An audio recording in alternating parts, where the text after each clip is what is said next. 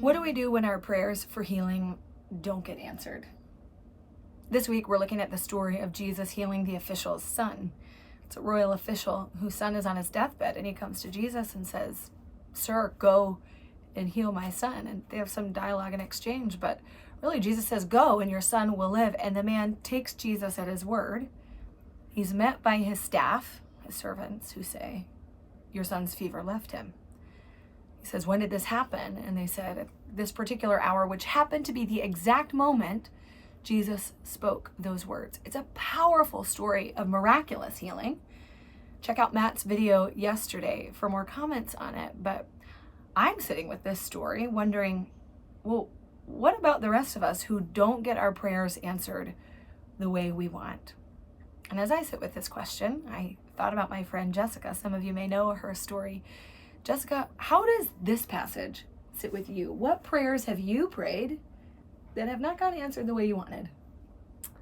Good question. It's a loaded question, but my husband and I have a little boy who is 8.5 and has a brain injury, also a chromosome abnormality, and we prayed diligently, like harder than I have ever prayed for something for the well-being and health of he and his twin sister when they were growing in my belly, and just really felt like the Lord's hand was on him, but ultimately my prayer wasn't answered. RH has all sorts of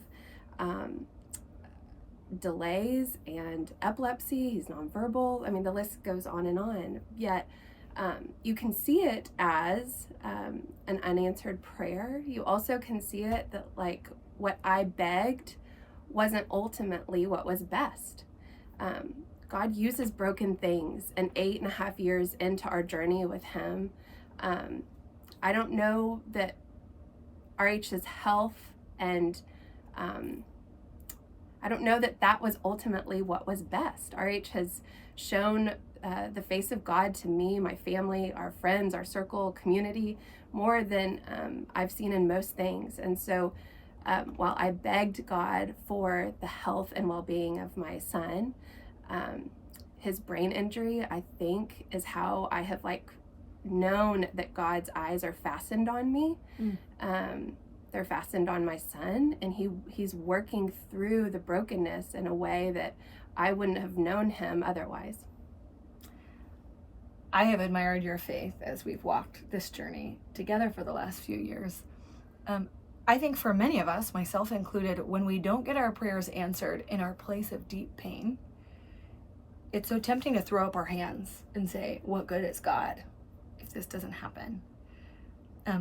I think I've watched you dabble with that as a possibility. Like, this is like too much, and just sort of walk away. And where you've landed is like passionately holding on and taking Jesus at his word, kind of like this guy, even though you haven't seen what you've actually spoken in prayer. Mm-hmm. I wonder, how have you been healed as a result of the way God has answered or not answered in the way you wanted? You're begging. I think I've learned to genuinely have open hands, to wholeheartedly know that one, he does hear our heart's desires. He knows every detail. He goes before us. He ultimately is working all things together for good. You really believe that in spite of your circumstances? I do. But I think it took me going to the brink of brokenness where so many things have happened, and my story is not an exception. All of us have, the broken road that we're walking.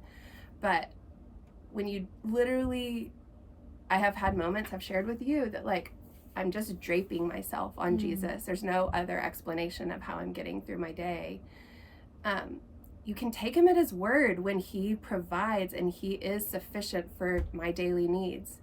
I think you take that forward, and I do believe it with my whole heart. My question for you to reflect on today is, what are you begging God for? And can you take him at his word without certainty of the results? Trusting that where he is leading is ultimately for good, even if it's not what good looks like to you.